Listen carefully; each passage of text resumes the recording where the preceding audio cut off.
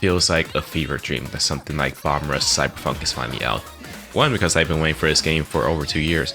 Also, I've been wanting a sequel or a follow-up to Jet Set Radio Future for so many years now. And with this game finally out, let's just say Team Reptile understood the assignment and the concept of love.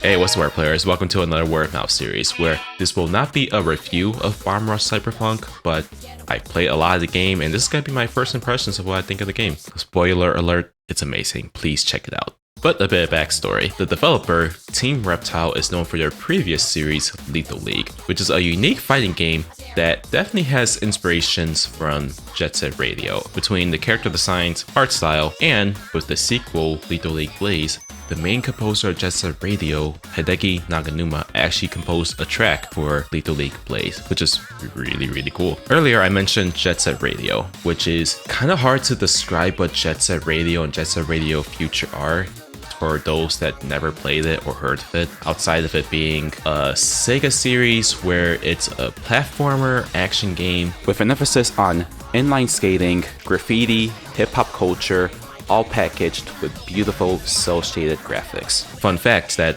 hopefully is true, Jet Set Radio, or Jet Grind Radio as it was called on the Dreamcast for the US, was actually the first game to introduce cel shading, which is an art style that is still used to this day. Thing is, Jet Set Radio Future, which was the second game, came out in 2002 on the original Xbox, and fans have been waiting ever since for Jet Set Radio 3, myself included, and I guess Team Reptile has had enough, and they said, you know what, fine, we'll do it ourselves. So out of nowhere, in February 2021, we get this 30-second teaser trailer, and even though it was only 30 seconds, this blew my mind and had me hyped.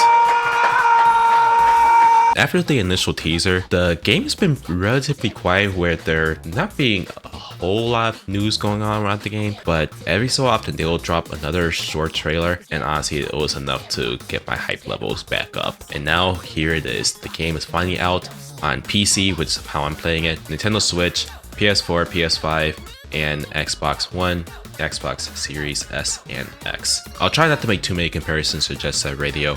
I'll save most of those towards the end. Let's start with the story, which I gotta say, I was not expecting a story this engaging and high stakes. What I mean by that is that you start the game playing as Foe, who gets broken out of prison by Trice, the leader of the Bomb Rush crew. In the middle of your prison escape, Foe, the guy you're playing as, literally gets his head chopped off. Yeah, we're starting the game off with that. Luckily, he does get a replacement, which is this red cyber head that you might have seen on the box art, which I always thought that was a helmet, not knowing that that was an entirely different head that he was wearing. So now with this new red cyber head, your guy's name is Red, who joins the Bomb Rush crew. And now your goal is to go all city, which is to take down all the gangs in New Amsterdam and get your head back. Like I said, I was not expecting a high stakes story like this. So with a game like this, controls are important that you nail down, and I've gotta say, for Team Reptile's first fully 3D game, they really nailed how good it feels to just move around in this game. From running around, skating, skateboarding, biking, doing tricks, grinding, all sorts of movement options. This game just feels so good. When I first got control of Red in the hideout, I just spent several minutes just going around skating and just messing around in the hideout. Very reminiscent of my time in Jet Set Radio Future. Okay, again, not gonna try to make too many comparisons right now. Outside of some story beats that may require you to play a specific character or one character you can't play for the moment, you can pretty much play this game with whatever character you'd like. If you want to switch out to a different character but don't want to go all the way back to the hideout, you can find these checkered floor mats that you can dance on to start a cipher and get all your crew around you to choose whatever character. It's a really cool way to have a character select screen without just choosing names on a menu. In addition to choosing a character, you can also choose your mobility options. You can choose to free run and parkour. You got inline skates, skateboarding, and BMX. The graffiti system is really cool in this game. What you do is that you go up to a wall that you want to paint over, and then you press the R button. After that, you can choose which path you want to take, and depending on the pattern that you create is the graffiti that you get.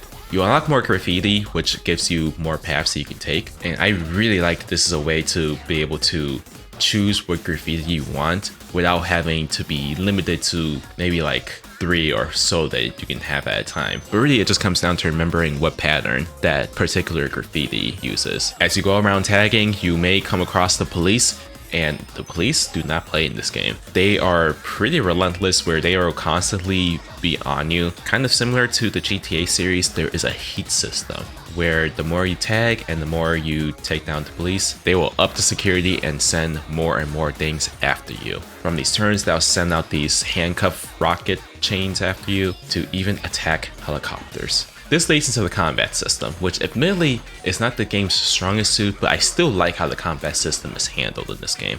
For one thing, the attacks are kicks and cartwheels and stuff that look like tricks and function as tricks, but also functions as attacks. A nice little tip that I'm not sure if the game tells you: if you do an attack and then cancel into a jump after the attack is over, you can actually do your graffiti and instantly knock out all the guys that you knock into the air. It's really effective. A lot of times your best bet is to just run away from them, which seems to be more on lines of what you should be doing. But if you want to get the heat off you, you can actually go into a toilet and change your outfit, which is just changing the color, but still, it's a neat way to add some more customization to the game while also having a system mechanic by reducing your heat. Oh, and the music of Rush Cyberfunk, oh my gosh.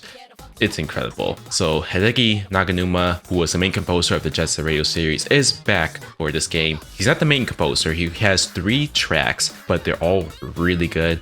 And the overall soundtrack for this game is sick. It's definitely something that I can't stop bopping my head to, and a lot of these tracks are going to be living in my head rent-free for a while.